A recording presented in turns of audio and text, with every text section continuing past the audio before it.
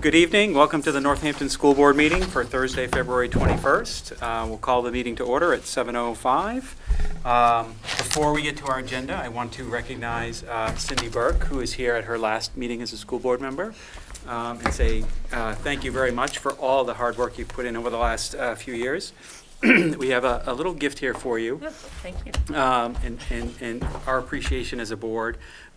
It's a restaurant gift certificate, so on some third Thursday of the month, you'll be able to go out and have a nice dinner instead of coming to a meeting. Oh, thank you. Yes.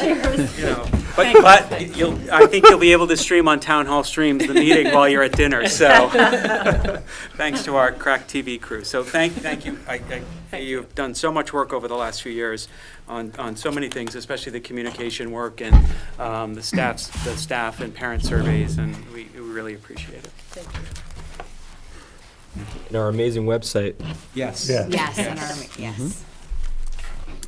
So we'll get to our regular agenda. We have the approval of minutes from January 24th. A motion for those? I move that we approve the January 24th minutes. We have a second. I second. Any discussions, changes? I have one item on the on number 3 under correspondence. There was the mention of the Good Deeds Club third and fourth grade yard sale, but I think that was something that That's not yard didn't sale. happen. Oh, what, was it something else, or was it something that didn't happen? Because I don't think we had a yard sale No. for. It was really for those two staff members, Brenda Eves and Linda Donahoe, and their work with the third and fourth grade Good Deeds Club. Okay, So Brenda with third grade and Linda with fourth grade. That's- okay. It wasn't a yard sale, it was donations, home Okay, donations. and donations, okay. What was the second Linda Donahoe. Yes. All right. And on page 2, the teachers have requested that there is a revision under the school council 5A. Instead of collaborated, it should say and discussed.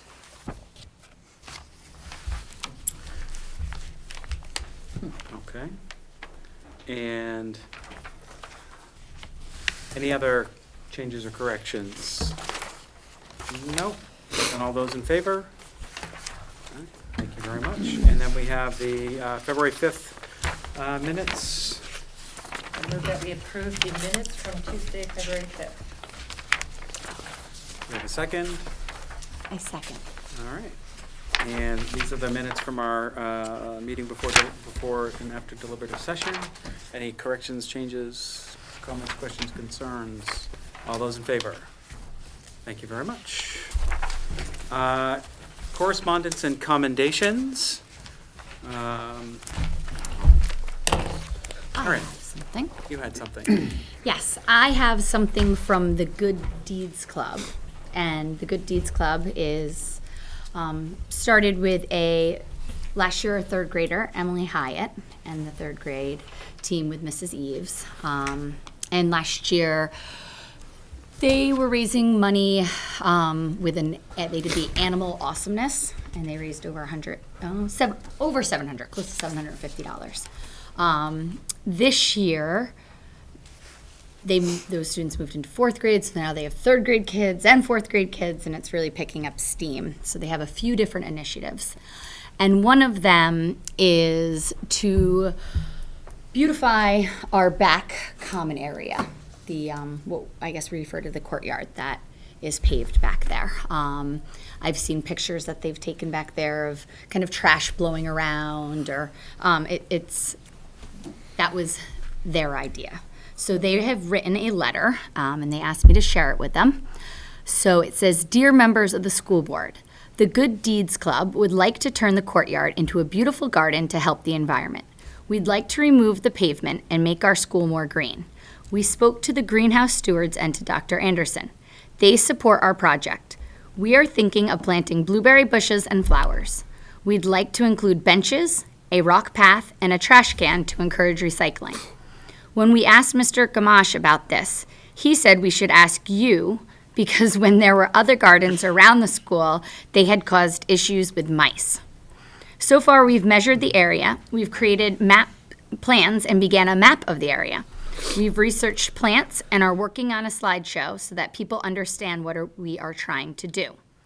Can we have your permission to continue this project? Sincerely, and we have a few students, Corbin, Marin, Gabriel, Charlie, Devin, and Maddie. So I can pass this around to you guys with their cute signatures. I guess where it stands is they have put a lot of effort into this and they don't know if it's going to get stopped at some point or where to go next with it. I anticipated that the biggest sticking point, since the students wanted to plant in soil rather than planters, I thought perhaps the biggest sticking point was digging up the pavement. I spoke with John Gamache in detail, and he assured me, at least preliminarily, that's not a concern.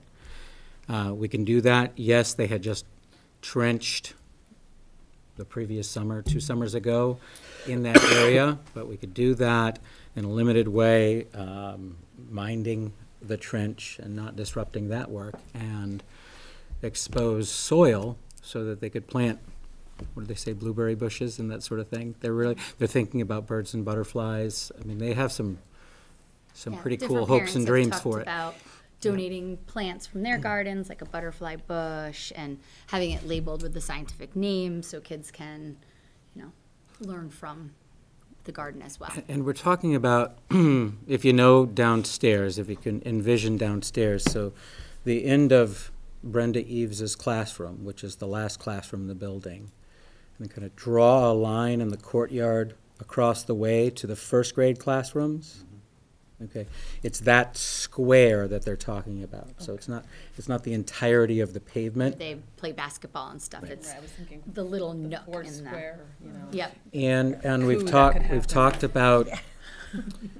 about how much sun that area doesn't get, and that we'd need to be cognizant of that, of what we can actually plant, and so on and so forth. So they've been researching that as well. So what would the next step be, The next step, to the if point that was raised? would be, I would ask Mr. Gamache to price out what doing that work in that square area would encompass. I mean, We if they've could go done a from there. design? They Or do. Or they're to that Yep. phase where they've done a design? Yep. Great. Okay, so right, we would be sort of pricing that.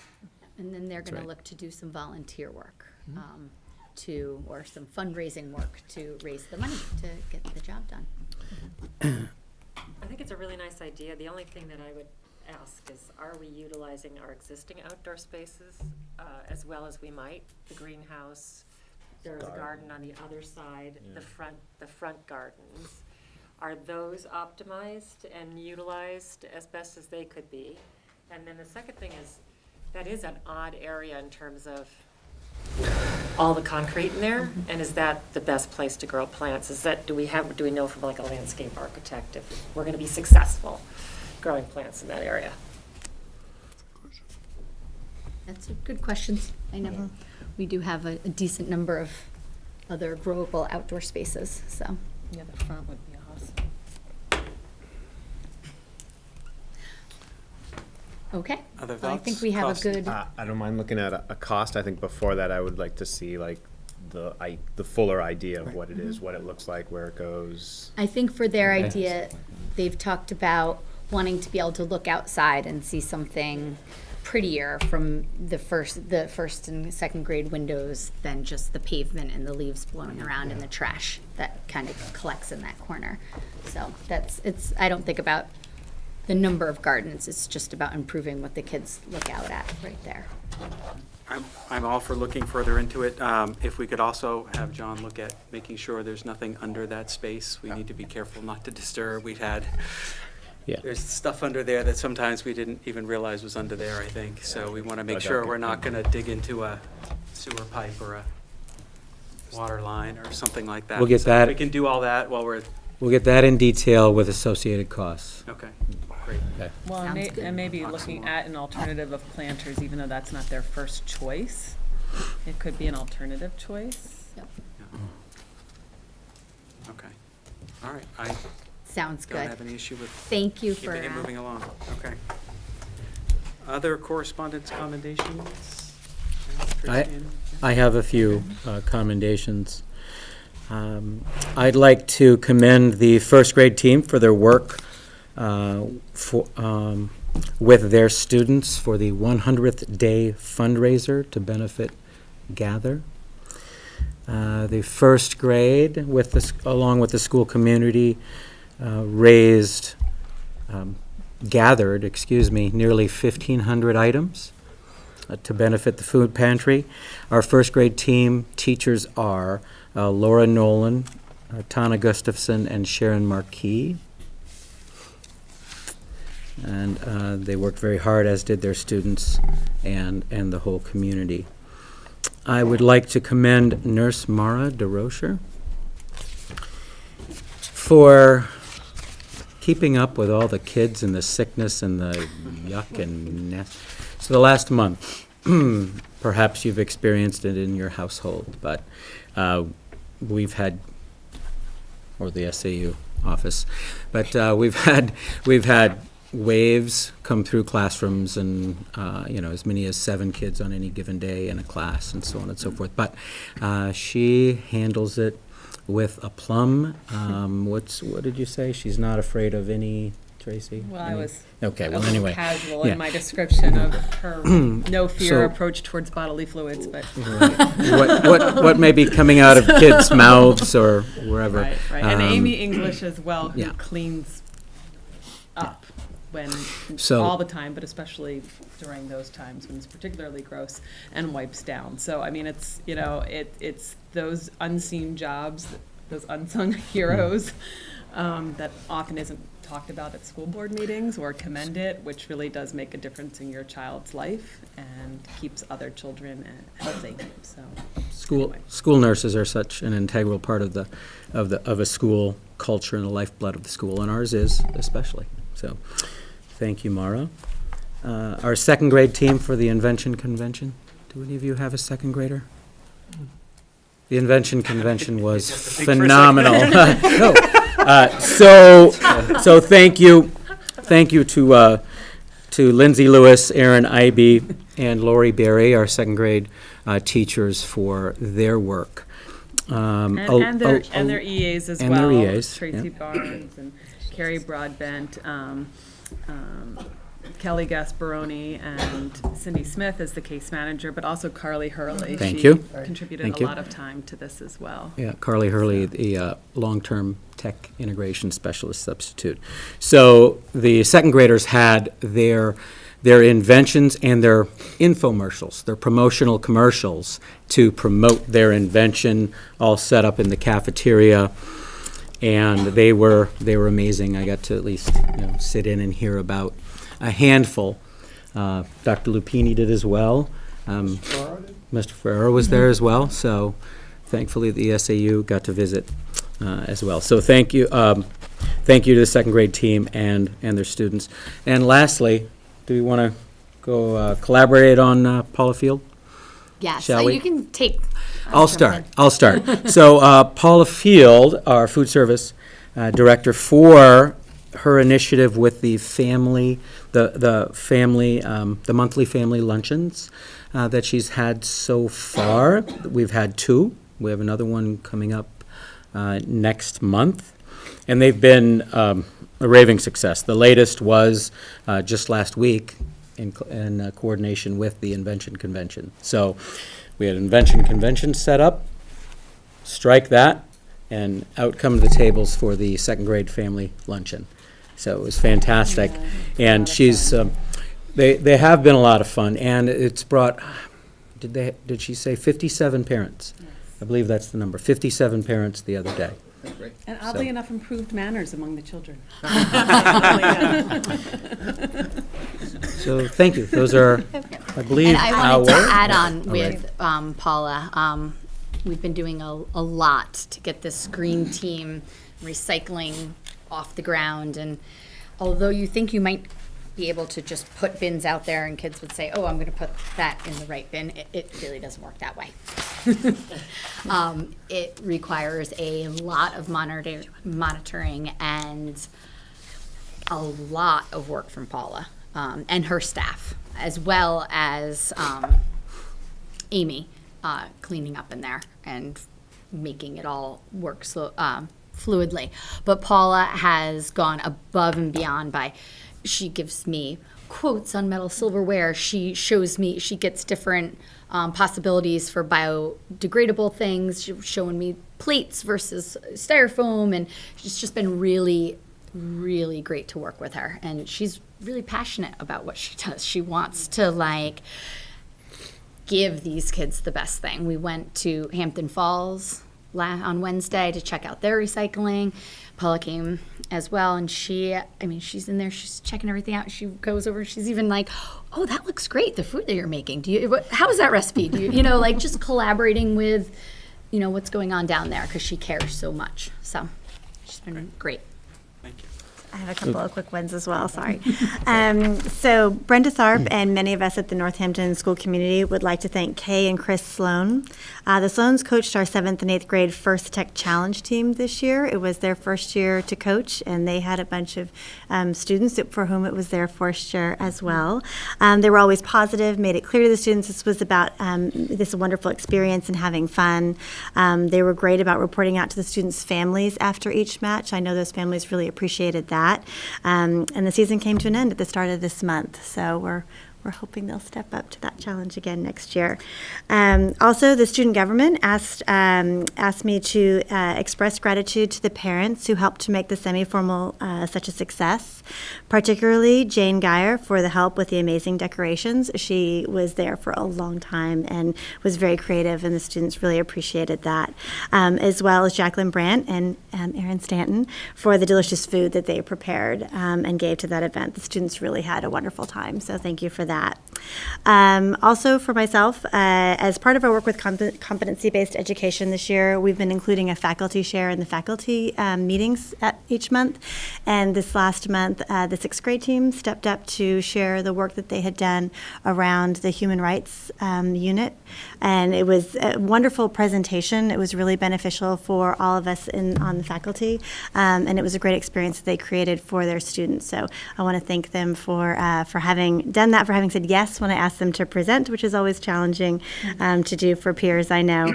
But that would be Trish Johnston, Brenda Tharp, Chris LaCroix, and Sherry Ferber was instrumental as well in the creation of that unit. So thank you to those faculty members. Our final, I believe, commendation is Kayla Hyatt. Kayla Hyatt is a Scholastic Scope winner, one of 5 in the entire nation. This is the press release. On the So, website. yes, I would like to just read from it if I may. So she's selected as one of 5 winners from across the country. The November 2018 issue of Scholastic Scope included a narrative nonfiction story, Out of the Flames, the story of the Triangle Factory Fire and the Girls Who Changed America by Kristen Lewis. In Kayla's words, when I read the article, I was so impressed at how much courage the women working in the factory had. The article left me with a lot of emotion, and that inspired me to try the writing prompt, which was writing a speech. I felt that all of the people who died in the fire deserved to have their stories shared. She completed this work independently. After several drafts, she submitted it to the contest. So congratulations to Kayla. We put out the good work internally, and we'll put it out externally as well. It's on the website. Excellent. Thank you so Very much. nice. I'd like to also go on record. Okay. I'd like to thank Cindy for all of her help and thoughtfulness. And we all have children in the school, but you don't. So joining the board is a very selfless act of trying to help your community. And I really appreciate working with you. Thank you. So thank you. Anyone? No? All right. Thank you very much. Next item is questions or comments from those in attendance. Anyone? No? Looking at you, Sean? No? All right. Education update from our administrators. Yes. School council. School council this last Wednesday, not yesterday, but the week before, primarily concentrated on a review with breakout committees on our school improvement plan, which has 3 major components: socio-emotional learning, climate, culture, and communication, and curriculum. Each smaller group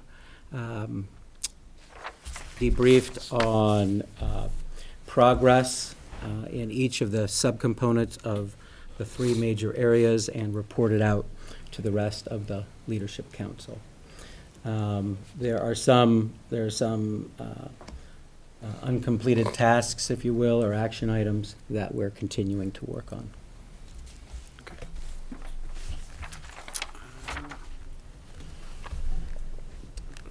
Anything else on school council? Okay, good. Next item is continuing business board goals. I will note that on our goal number 1 about the culture and climate work, the board will be meeting with Maura Hart, who's been working with our staff and administrators over the past year. We look forward to speaking with her. Anyone have anything else on those? What was the- Yeah. What was the last part of that process? The most recent most thing that's recent. gone on in the school with the climate and culture?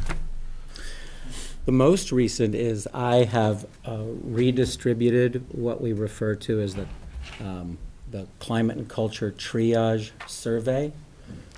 It's a survey that faculty and staff took last June. So the same survey in its entirety has been given back out to every staff member, and they'll have the opportunity to complete that survey a second time. There will be, in terms of comparative data, a before and after, if you will. So staff members will have until Thursday, March 7th to complete that survey. The 2 staff members who tabulated the data are no longer at Northampton, so I'll have a couple of other people to help me assemble that information, and we'll put it together in a report and share it out with the staff and the school board as well. Okay. Yeah, we talked about this on council, and I think it's really important because we did this before Maura came, and now we're doing this almost when she's leaving to see, you know, how do we move the needle in culture and communication in the school. So it's going to be really important data for us, for you.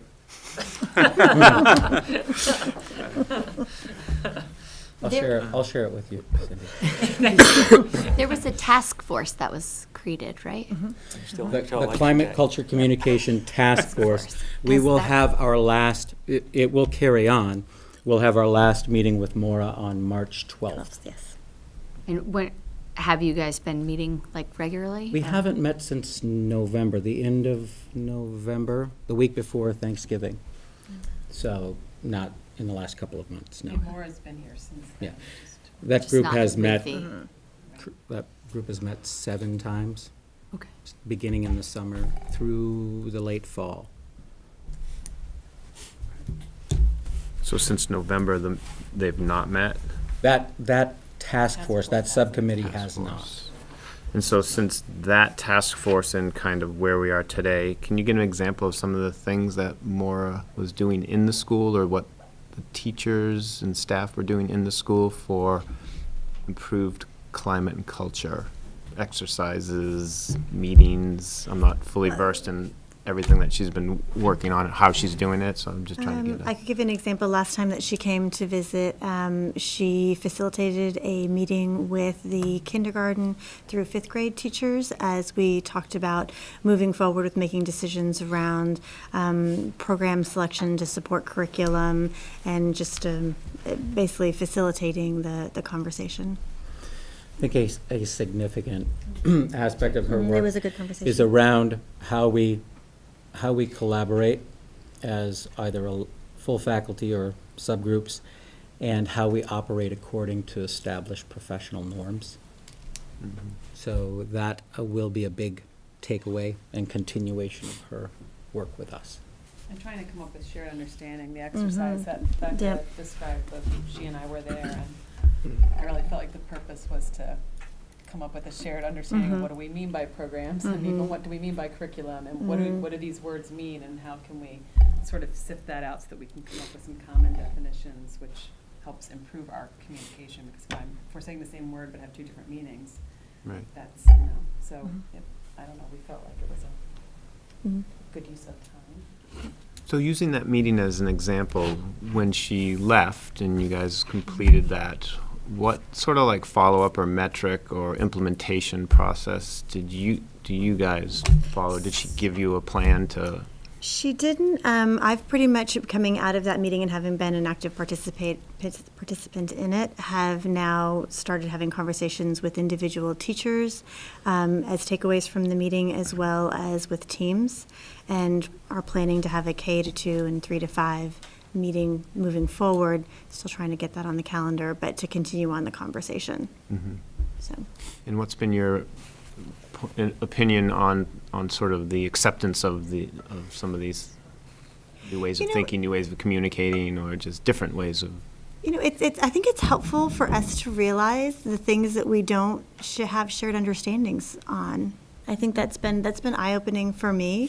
When we work in education, we assume that we all mean the same thing when we use words, and it's been eye-opening to find out that while some words for me are not emotionally charged, and for other people they are, and vice versa, as well as just thinking about what we intend to say when I talk about competencies, or when I talk about a program, or what I mean when I say curriculum. So it's been really helpful for me to recognize that those are conversations we need to have, especially as someone who's new to the district. So, Yeah, I mean, I agree, and I think in those meetings, special educators are with regular educators, and I think that's very helpful. I mean, a lot of our special educators do use specific programs to deliver specialized instruction, and so just to, again, be part of that conversation about pros and cons, but just being in the same space, having the same conversation, looking at each other in the eye,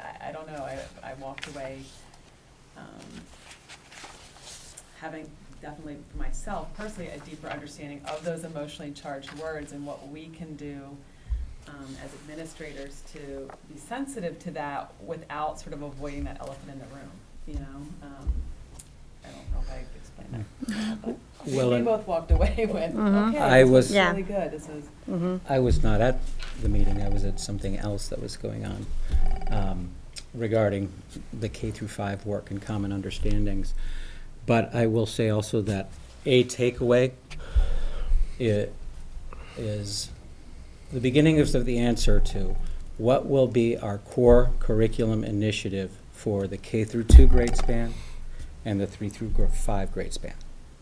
Okay, and through the development of common understandings, the K-2 team understands where we're at and how we're moving forward, and the 3-5 team both have at least a greater understanding of where we're at than they did before, and why we need to move forward with our common curricular initiative in those two grade spans. So what are some of the emotionally charged words? Program. That can be. I mean, that can be, because it can mean that I have, that, oh gosh, now I have to follow this program with fidelity without having any personality. And for others, it can be seen as, wow, this is really useful to help me with a scope and sequence, especially if I'm teaching this grade level for the first time. And it's just,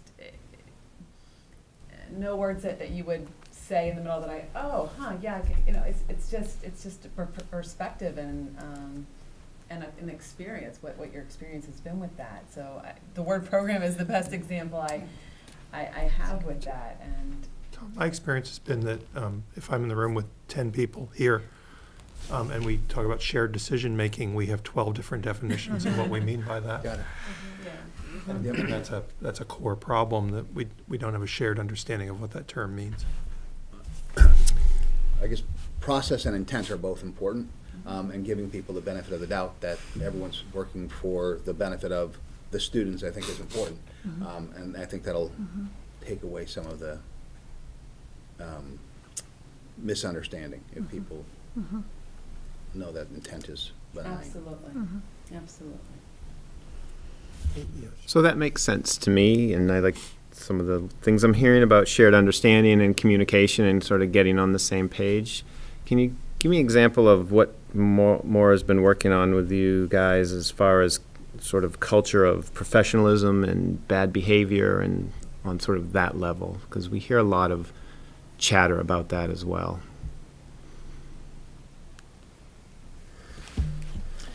Well, we have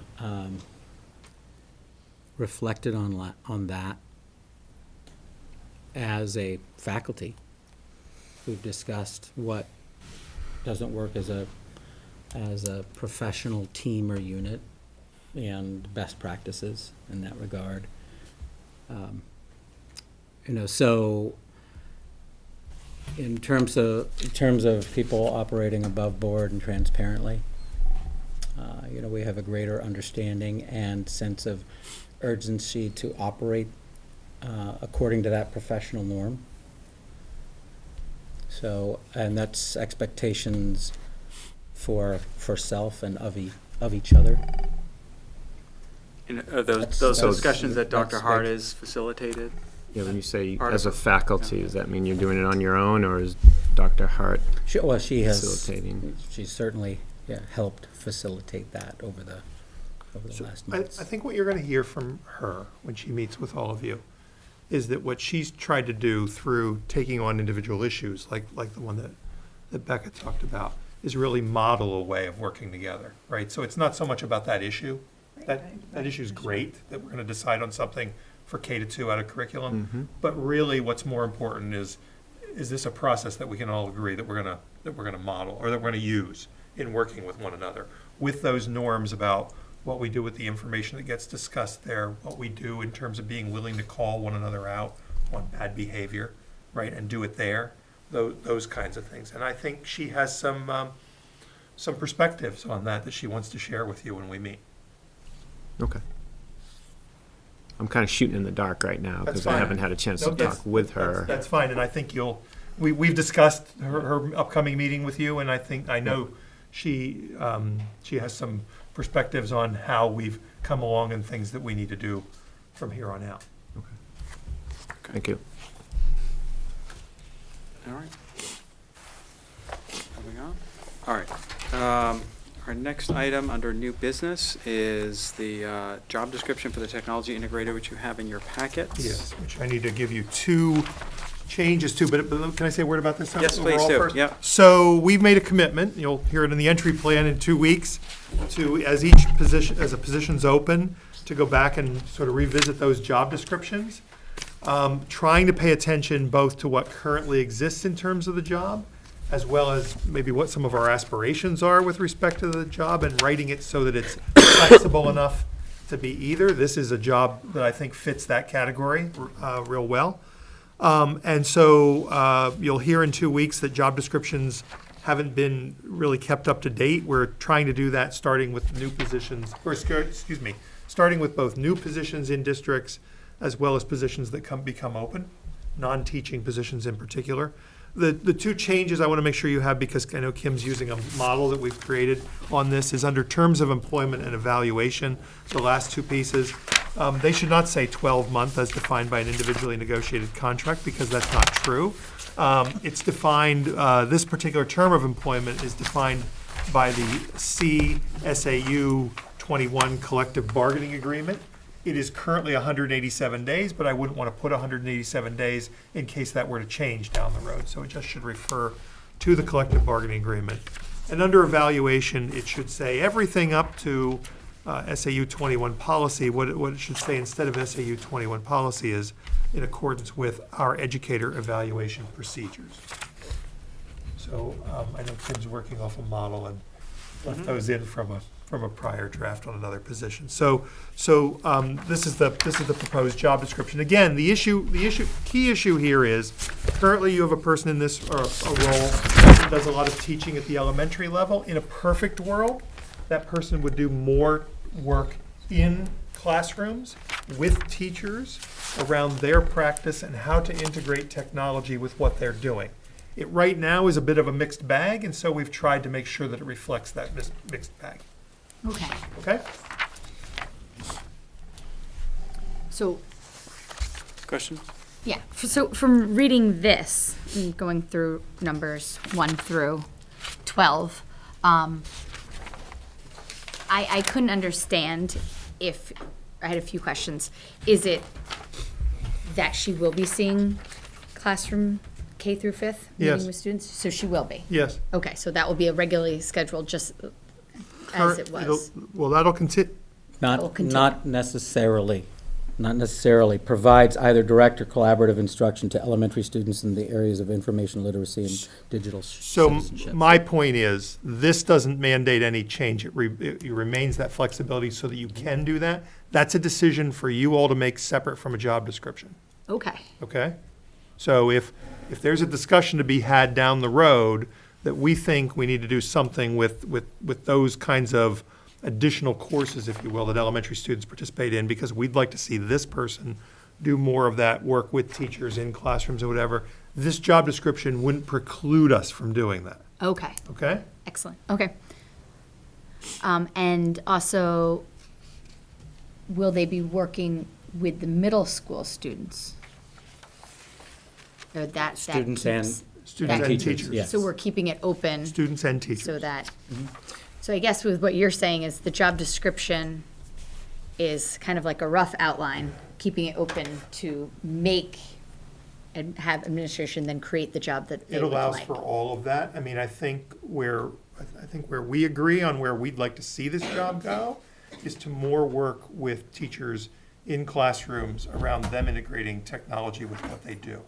Okay, Now, we have to find, in order to recommend any of that to you, we have to find the right balance between, right now, you have a scheduled classroom time, Yeah. right? And so how do you do that?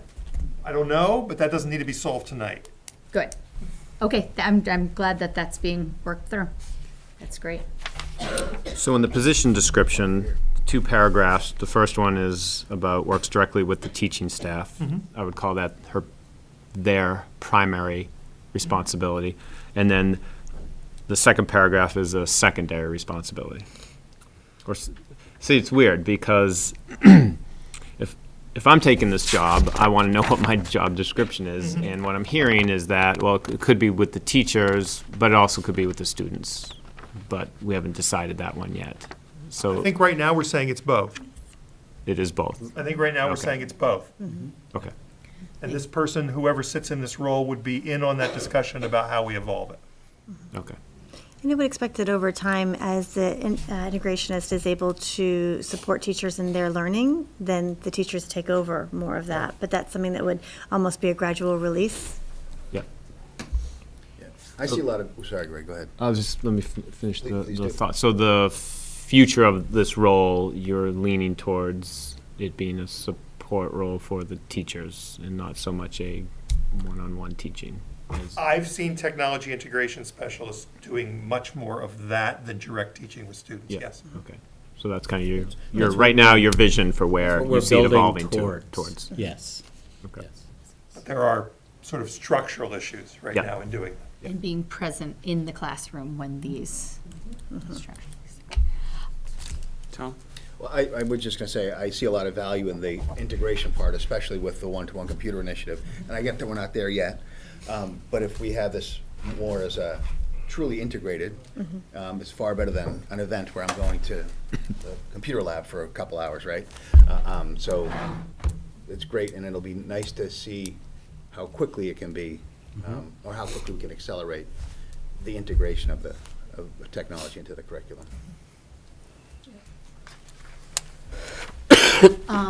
The only other thing that I was wondering about with this was in terms of keeping up to, up their professional development or, their schooling with technology. Technology is always changing, there's always new things to learn.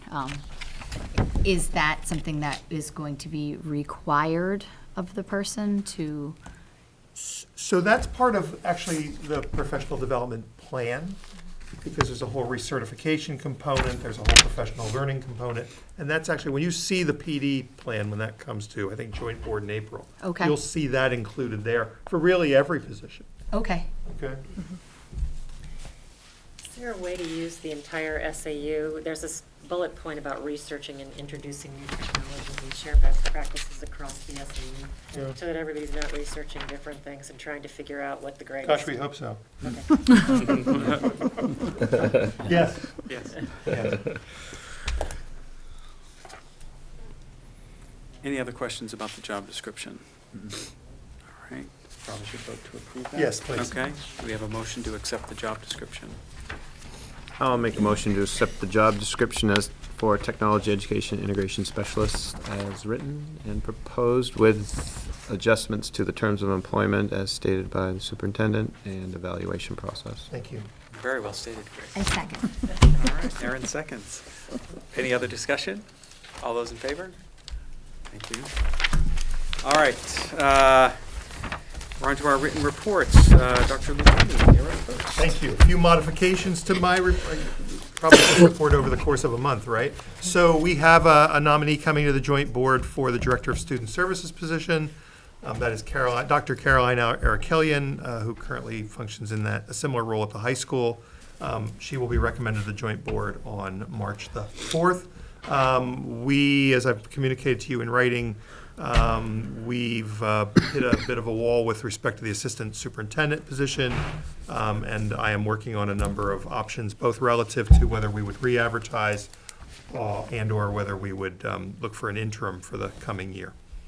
And I want to thank people who took part in those interviews, both Greg and Aaron. Thank you very much for being on the screening team. We have a joint board meeting on March the 4th. Primary purpose of that meeting is the entry plan, which you should have copies of with that packet probably the beginning of next week if we ever get any of our office staff back to be able to get it out to you, because it's been a week. I want to thank Matt and Greg Parrish from Hampton Falls, Mike Rabideau from Seabrook, John Croto from our union. You may have seen we've put together a video on the collective bargaining agreement and have that out to a number of our local cable access. We were helped by the staff at Winnicott High School, the WHT-TV staff, and would like to start doing a lot more with them in terms of getting some programming and having it out. You'll see that in the entry plan as well. But we think it does a good job of providing sort of background on the collective bargaining agreement really and what the great pieces are. Script written by my business administrator right here, who did a fabulous job sort of with that piece. And we have it out to the cable access, except, should I say, should I say it's not, wasn't? Yeah, I mean, We have at the other board meeting. So Northampton has opted not to run the video because of the election pieces of that. Maybe you could say a word. I think there's a policy for not to promote a particular ballot item. So that's just a Northampton policy, which we completely understand. Yep. So our others are running it, and the other towns are running it. It's up on our website and out on social media, all those kinds of things. We are in the process of posting positions that are due to retirements or whatever. They're being posted now, so that we're ready to start with interviewing, those kinds of things. Positions that are new as part of the budget process are being posted as anticipated openings, so that people can get started just after the elections, if those positions are approved. And we are working on, I've been working with principals to make sure that observations, summative evaluations are up to date, so that we're prepared to come before you in March with 3 nominations. Excellent. That's my report. Yes. Thank you. Any questions for Dr. Lupini? No? All right. The Assistant Superintendent's report is in your packet. I don't know if you have any. Let me just mention a word, sure. The report mentions the Professional Development Committee and the work they've done. Dan Singer's been a big part of that. They have their plan done in draft. I'm going to be reviewing it with them soon. It will come before the joint board in April, along with our educator evaluation plan. And there was one other thing I thought. No, that must be it. That was it. Thank you. Thank you. Administrative report. Mayor Casey. Yes, we've hit on a lot of the written report previously. I would like to add a couple of things from our athletics, our winter athletics. A report from our coaches. So first, for the girls' basketball team coach, Coach DePietro, Kyle DePietro, the team finished the season 8-7, but started off really strong, going 5-1. We struggled a bit towards the end of the season, playing the bigger schools. Even in these games, we were huge underdogs, but she was very impressed and proud with the team's ability to play hard and give it everything they could. One of our biggest wins was against CMS, where with 5 seconds left in a tied ball game, Rio Francoso, 8th grader, got sent to the line and made her free throws to give Northampton Jaguars the win. So Coach DePietro is very proud of the girls' team and their efforts. And she wishes her 8th graders, who she feels are on to a great opportunity and bright future at Winnicott High School, the best. And from Coach Patrick Guidi, who had both boys teams. We had 2 boys teams, the JV and the varsity. They're a challenging season for the boys. The biggest wins of the year for the JV team came against Seabrook and Lincoln Anchorman. For the varsity team, whenever we play Cooperative Middle School, it's always a challenge. This year, we were able to upset CMS again. And a handful of boys, approximately half of them, chose to continue practicing and prepare for a tournament, the junior high championships at the Sports Barn in Hampton, which was this last weekend. They played 2 competitive games, but so they continued to hone their skills and get better and come together as a team. So thank you to Coach DePietro and Coach Guidi and all the efforts of the boys and girls who participated. Thank you, Eric. Any questions for Tracy? Go Jaguars. All right, go Jaguars. All right. Financial report. Oh, sorry, Sorry, one Erin, sec. yes. Or I didn't know if we were going to run through any of this. I did want to ask a question regarding the field trips at the end. I saw that we had 1st and 6th graders, New England Aquarium and Museum of Science. I was wondering if there's anything that we've been talking about or anything on the books for the 6th, 7th, and 8th graders, or 6th graders had the Museum of Science, but they had their one trip to Boston in December, and I know without our overnight trips coming up, if there is a plan for where we're going. Well, the 6th grade is definitely going to take flight in Maine, which is a full day, extended day commitment, and unique challenges, including very high ropes course and zip line. Yep. Up there. So they'll have that experience. The 7th and 8th graders who do not go on the Washington, D.C. trip, we have 2 trips planned. So we're going aboard the HV Challenger, organized by Becca Jones. Wait, so they're going to be going when the rest of the kids aren't going? That's true, because the other kids will be in Washington, D.C. But that Right, but we have not No. planned for any other trips after they get back at this point. You said 7th and 8th grade? Yes, DC so 7th DC trip is- 7th and 8th grade combined, so, Rec department has organized a trip to Washington, D.C., correct? But I it's not a believe that school trip- associated. I that's believe- that's Not a school correct, trip. that's correct. Not a school-sponsored But trip. the school Oh. is offering field trips still, right? Yes, To everyone. that's right. Knowing that they're going away, we're planning the field trips on the same days that the other kids are going to be gone? As a punishment to the kids that are No, going? not I'm- at I'm- all, not at all. I'm having a hard time thinking that a curriculum-based trip that is supposed to be meant to, support the curriculum, to support the cohesiveness of the grade, is going to be offered when 90% of the 8th grade is gone and approximately 50% of the 7th grade. So because I have a 7th grader and I chose not to send her on a trip when it was offered to her, because I wanted her to learn the curriculum first and experience the 8th grade trip with more of her classmates and have a better understanding of what's going on. So the field trips that she's been looking forward to with her classmates, half of her friends and classmates are not going to be there with her. I don't Well, in know. terms of the HV Challenger, which will take place, I believe, on the Friday that they're gone, which has a capacity of 35 occupants, passengers total, that will take place on that day. That's true. Dr. Anderson, can we take a quick step back, just so Yeah, I understand, because I don't have a 7th or 8th grader, and the communication wasn't brought to everybody, so the rec department's running a trip, correct? Open to anybody in the community. And what are the days of that trip? Is it during school time or during It's a vacation time? Friday, Saturday, Sunday, and Monday of April. Is it the 14th through the 17th?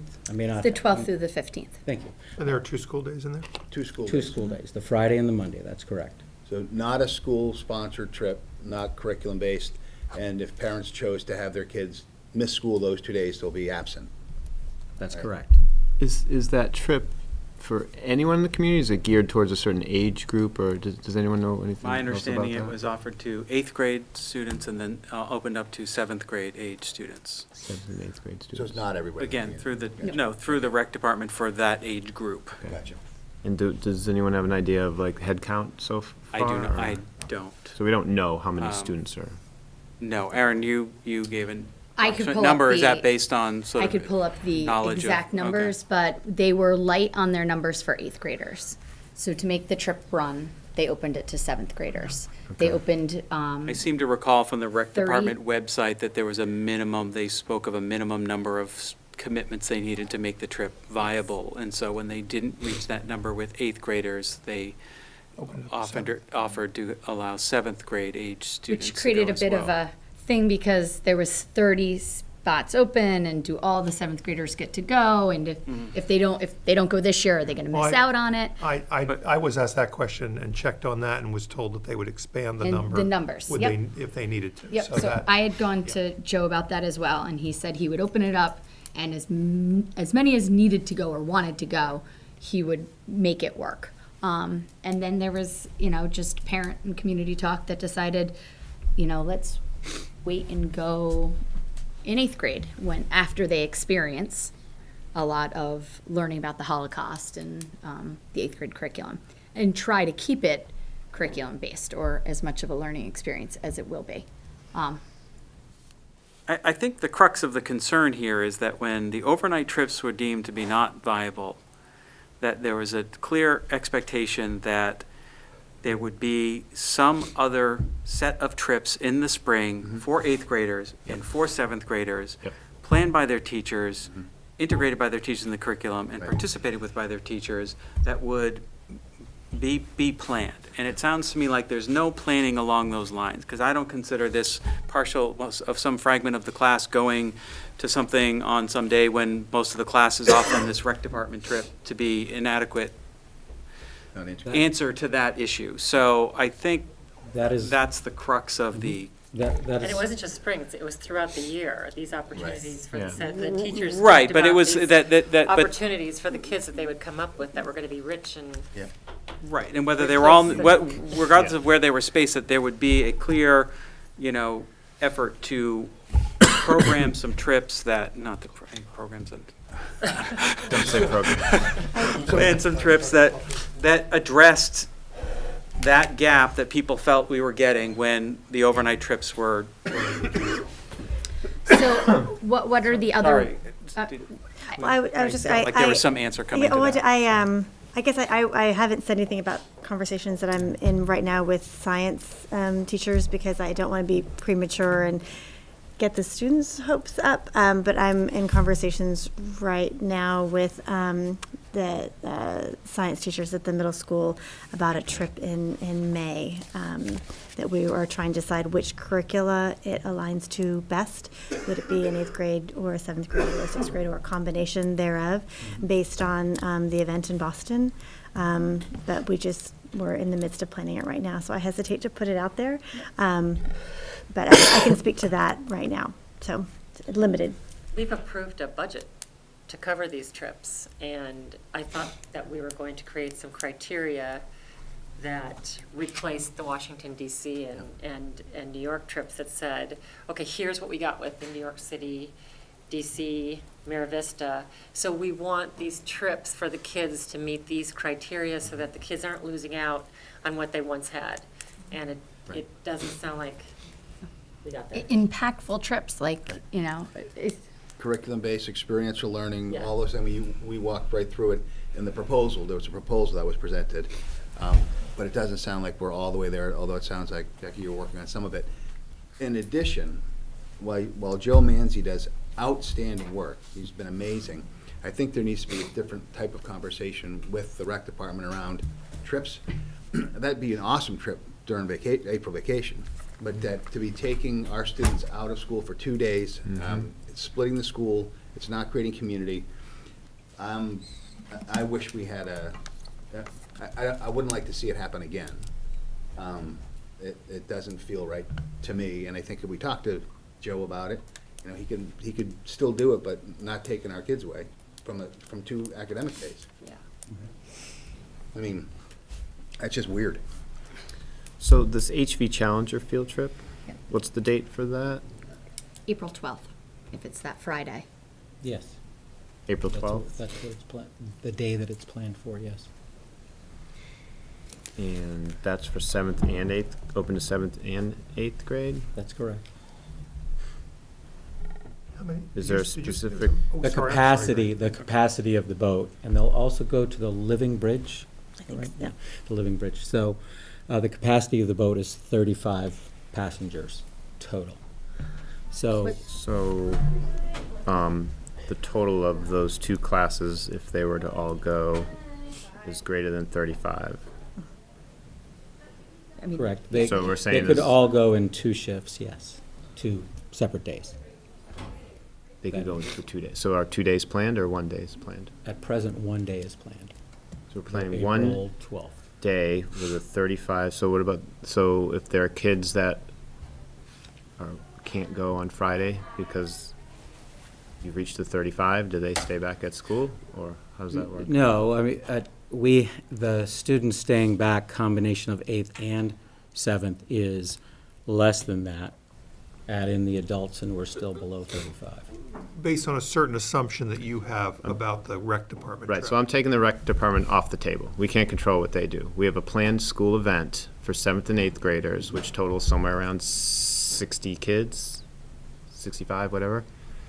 And your planned event only accommodates 35 of them. Correct. That doesn't make sense to me. Would we not I plan? believe that's based on the fact that the rec department has commitments for the trip from X number.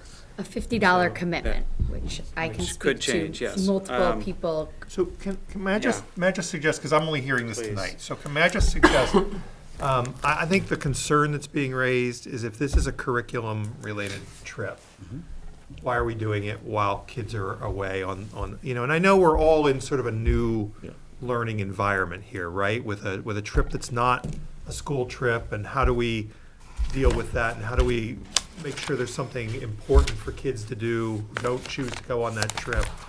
But what I hear here is a concern that we would do something that's curriculum-related, knowing that X percentage, whatever that percentage is of the kids, aren't going to be here, right? And if it's curriculum-related, I mean, it's the same thing with the conversation we had earlier in the year with the Washington trip, right? So I would just ask the board if you would let me go back and we'll Yep. sort of have a conversation about that Sure.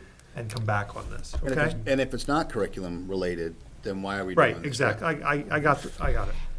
And do we need to create some sort of committee to work towards the field trips and sort of, I mean, I have a lot of ideas.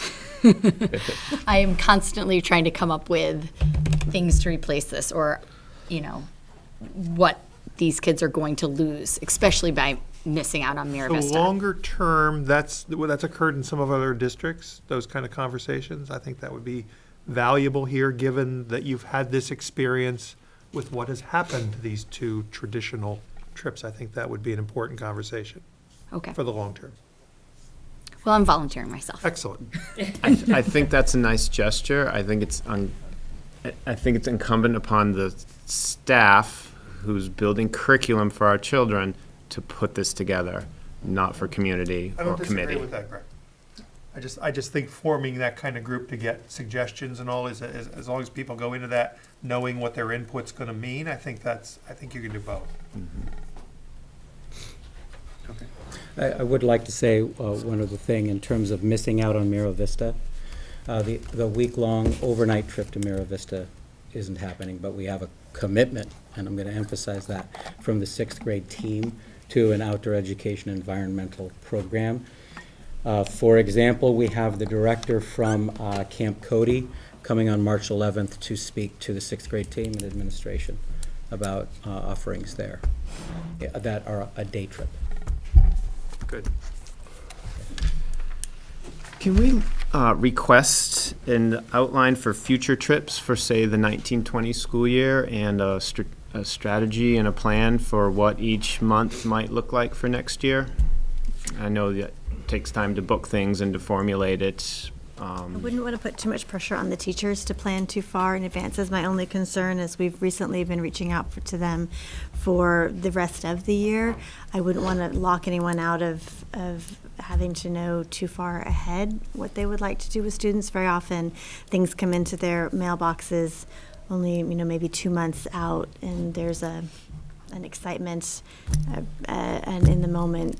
So if I take the guess- tactics off the table and maybe just the strategy around it, Yeah. and a timeline of, in October, we plan to do this for this grade, and it could you could cover off on a basic sort of connection to the curriculum. In May, we're doing this. Yeah, Yeah, Just- just- no, there'll be we don't need to something fill in the that. Yeah. specifics, Okay. but I kind of like to see a plan as to what you guys were thinking to replace these trips, which in our community has been quite a stir, because it's been one of the things that people consider very unique about Northampton and special. And so the more things I hear is we're getting less special and less special. And we want to continue to be a special place. And so I'm okay with the trips going based on everything that's transpired, but what are we doing to make this place special still?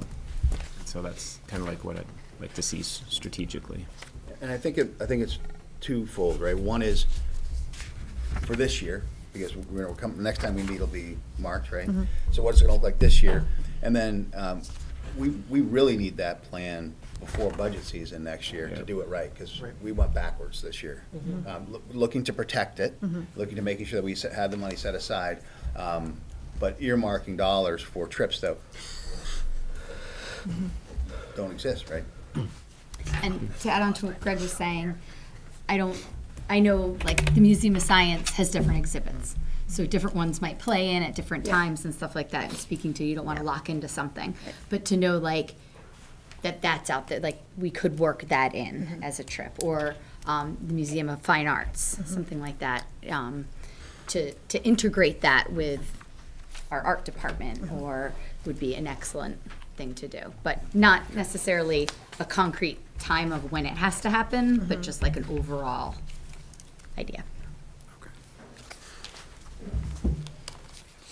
Anything further? So is there a by when on that? So Greg put a request out, but is there we'll have some sort of a draft by June, by I what? think Greg asked for, I said next time, but I'm always That's moving what I- faster than I should be. what I heard, in Told. terms of broad strokes, strategy, timeline, June. yeah, we'll need more time. June? Yes, June. Yeah.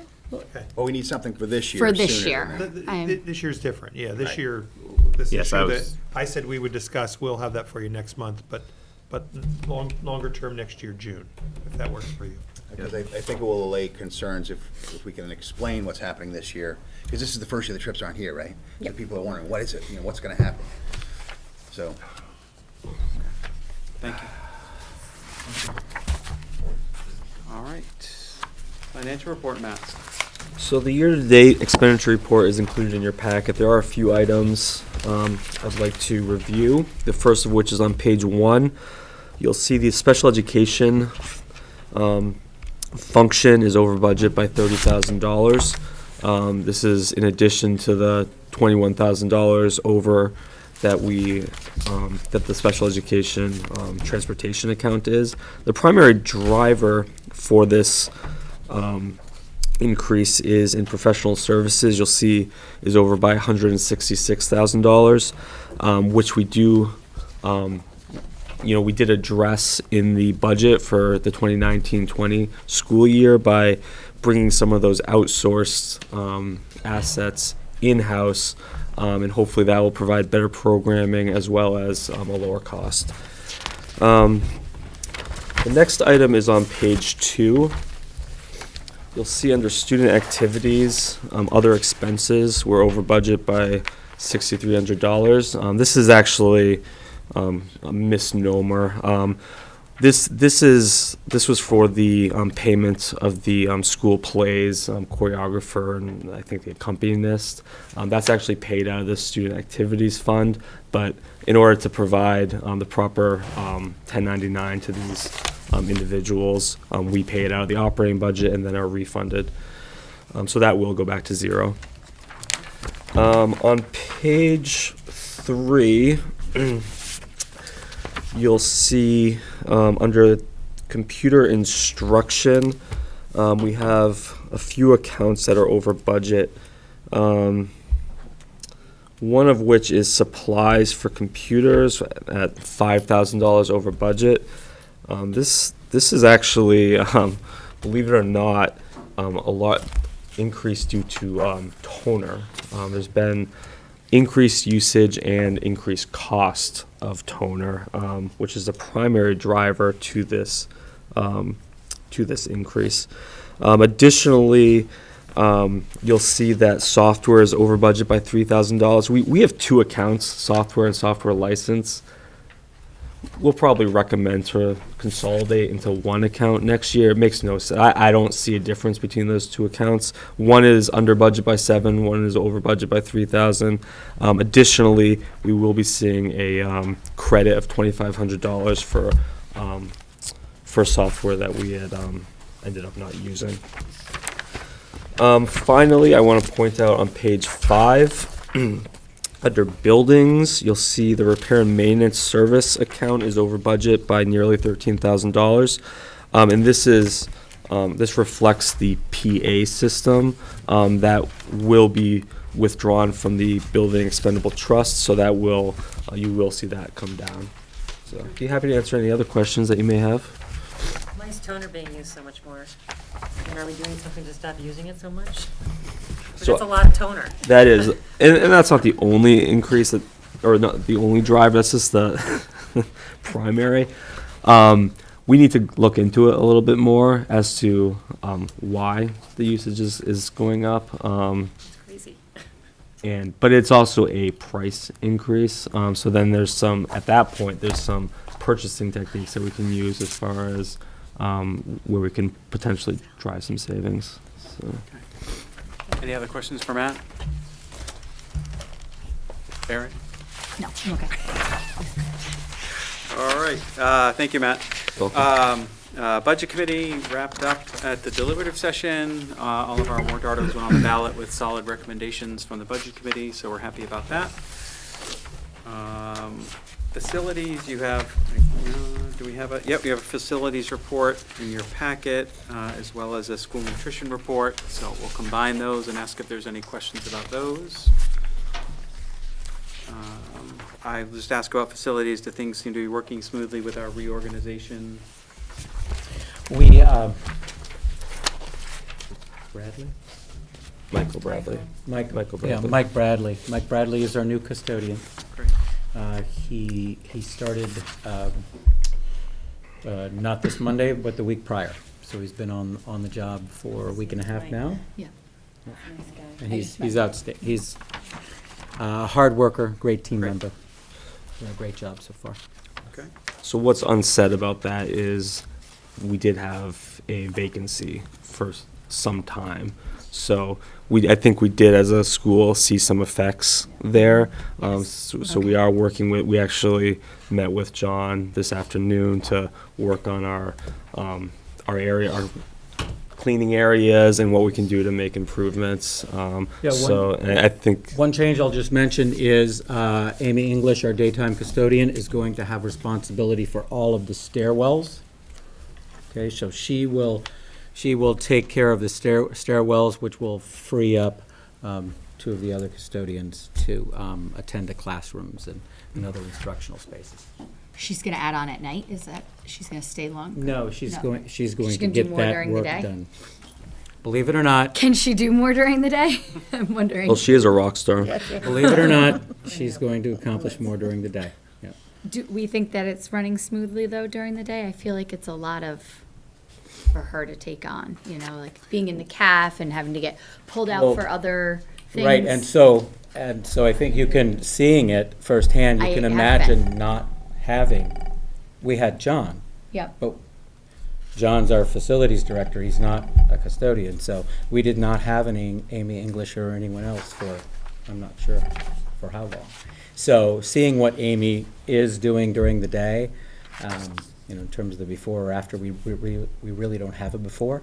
Yeah, But now okay. we have Amy doing everything that she does, so it really helps to keep up. So you're saying the new facilities rearrangement is working very well? I think, you know, in the past month, we've had a shortage of custodians, right, that just got fixed. Along with that, we had illnesses within our Yep. custodial staff, serious illnesses. So pretty much then down 2 custodians, right? So yeah, you're gonna see an impact in the building Yep. with that, but now we're finally up to full functioning. So, Good. yes, Good. we should expect Then you that have- the building is back in order. Recycling on top of it. Yep. Everything's still there. And she's, That was very she's right, demanding too. right tell in ya. helping with the recycling efforts as well. so. Yeah, I just know when we watched our survey last year at the end of the, or when was it? Over the summer, one of the points that the teachers had made was a clean building, something. So I just want to make sure that we're making sure that that facility, new alignment's working. Good. All right. Next item is Town CIP, which is on hiatus. You have the Winnicott Principals Report for your update. I don't know if we have any other Winnicott updates. Henry Marsh is not in attendance, so. Under Personnel, we're going to discuss a nomination and a retirement in non-public before we address those. And then we have no policy. Our next meeting dates, we have a joint board meeting on Monday, March 4th. Our next regular school board meeting is Thursday, March 21st. And I will remind people that town elections and school district elections are on March 12th. You do have one more joint board. Any other dates that we need to remind people of? I think that's it. so. All right. Any other questions, any other business before we, public? What do we do, call the meeting under B? Yes. A and B? I think A and B covers Okay, it, A yes. and B. Okay, I move that we go to non-public under RSA 91-A:3, Roman numeral 2, A and B. Second. Roll call vote, James. Cindy? Greg? Erin. Tom. All right, thank you very much. We will go into non-public.